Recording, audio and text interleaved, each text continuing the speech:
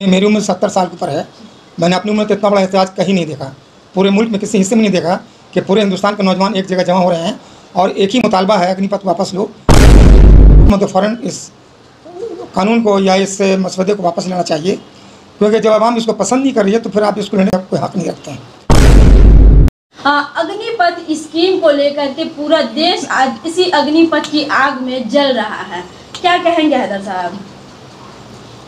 देखिए, जब से मोदी हुकूमत आई है मुसलसल उसके जो इक़दामात हैं वो आवाम मुखालिफ है।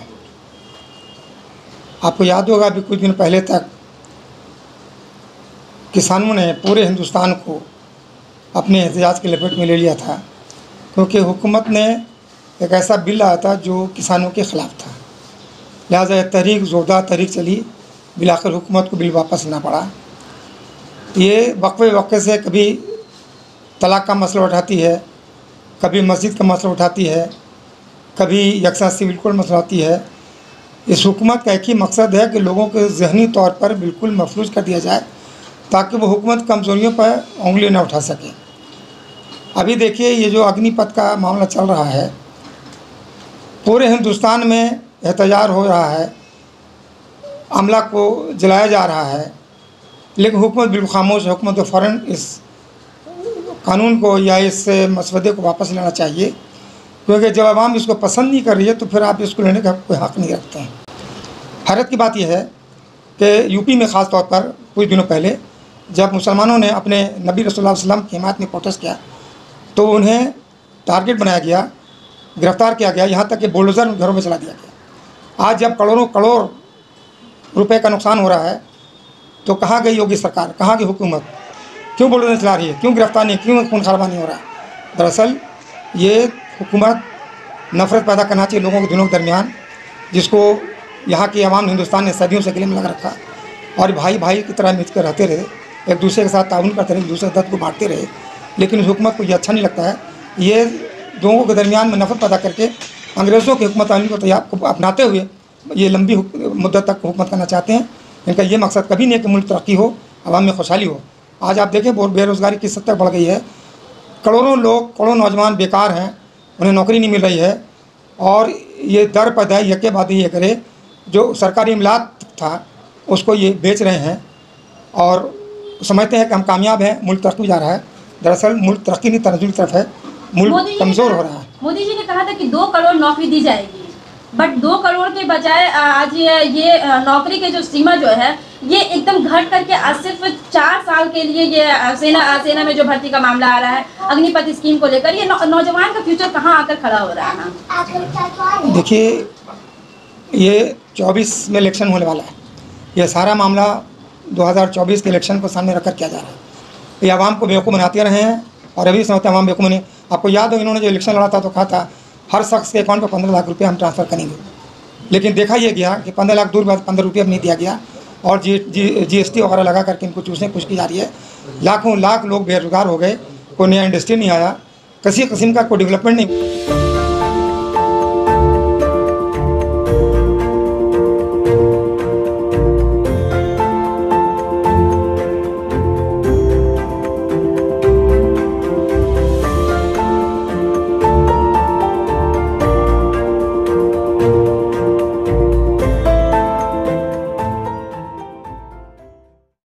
न तालीम के मामले में, न सेहत के मामले में, न रोज़गार के मामले में कहीं पर इस हुकूमत ने काम नहीं किया। हुकूमत मुकम्मल तौर पर फेलियर है, नाकाम है और आवाम के ज़हन को बदलने के लिए नित नए तरीके इस्तेमाल करती है जो अंग्रेज़ क्या करते थे।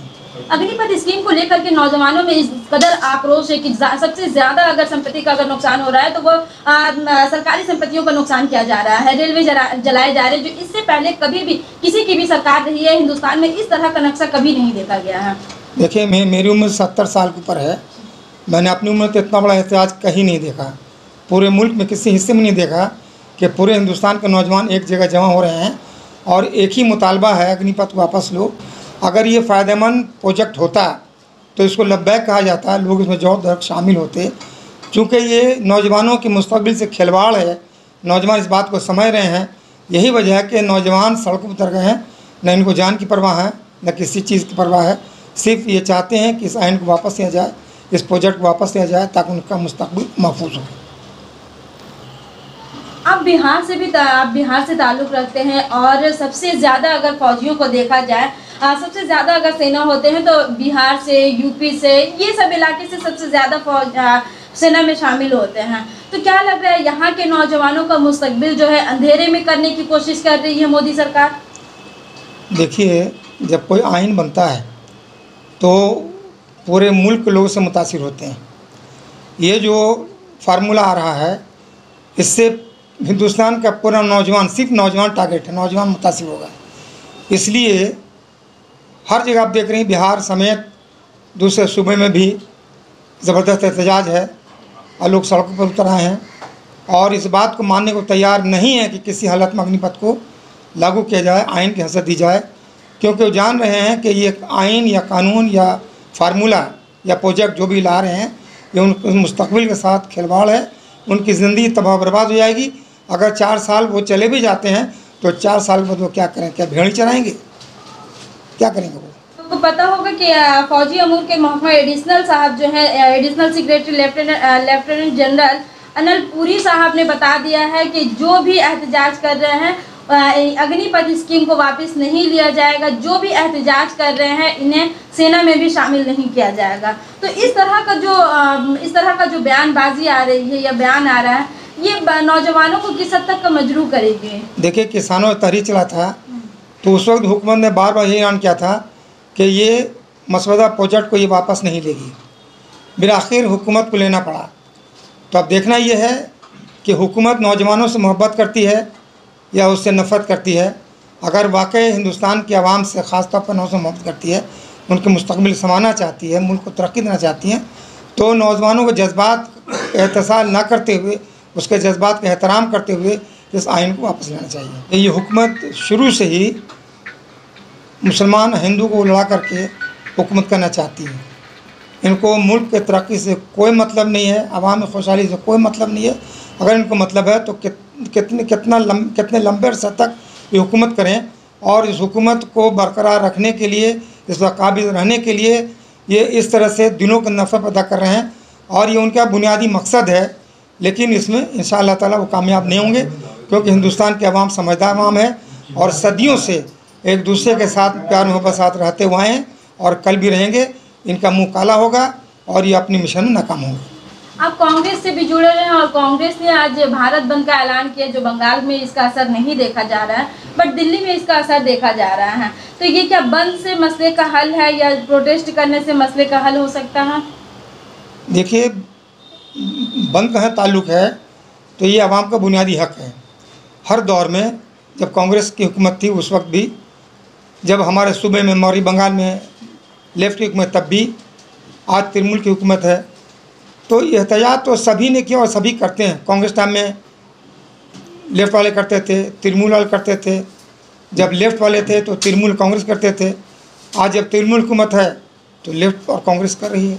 ये तो सिलसिला चला रहा, अब बुनियादी हक है और आवाम अपने हक को इस्तेमाल करती है, ये कोई बुरी बात नहीं है। लेकिन अमला को, जायदाद को, सरकारी महकमों को आग लगाना, लूटना, हम इसके मुखालिफ हैं। सर, आपने पहले भी सुना होगा कि इस तरह की मुखालफत और इस तरह के एहतजाज करने पर बंगाल के सीएम ममता बनर्जी ने बाज़ाब्ता दिल्ली जाकर प्रोटेस्ट करने का मशवरा दे दिया है। इसको आप किस नज़रिए से लेते हैं? क्या लगता है कि क्या यहाँ के वोटर्स यहाँ वोट देंगे और जब प्रोटेस्ट करने की बात आएगी तो दिल्ली जाकर करें? देखिए, ममता बनर्जी क्या कह रही नहीं कर रही हैं ये तो आप भी जानती हैं, सारी आवाम जानती है। ममता बनर्जी की हमदर्दी है। अगर हमदर्दी नहीं होती तो उनके कैबिनेट के मिनिस्टर एहतजाज कर रहे हैं, ममता बनर्जी फ़न एक्शन लेती है, लेकिन वो ऐसा नहीं कर रही हैं। इससे साफ जाहिर है कि वो मुसलमानों के जज्बात को समझती हैं और उसके साथ हमदर्दी रखती हैं। कुछ लोग जो है ममता बनर्जी से नाराज़ हो रहे हैं, उन लोगों को क्या मैसेज देंगे आप? देखिए, हर आदमी को खुश नहीं सकता। देखा ही जाता कि अक्सरियत क्या है, तो पश्चिम बंगाल अक्सरियत ने साबित कर दिया है कि, और ख़ास तौर पर मुसलमानों ने साबित कर दिया है कि वो ममता बनर्जी के साथ हैं, तृणमूल कांग्रेस के साथ हैं। क्योंकि हम ऐसा समझते हैं कि इस वक्त जो हम मुल्क के हालात हैं और ख़ास हमारे सूबे के जो हालात हैं वो इस बात के मुतकाज़ी हैं कि हम ममता बनर्जी का हाथ मजबूत करें। और ममता हाथ मजबूत करना वह पश्चिम बंगाल का अमन सुकून की ज़मानत थी।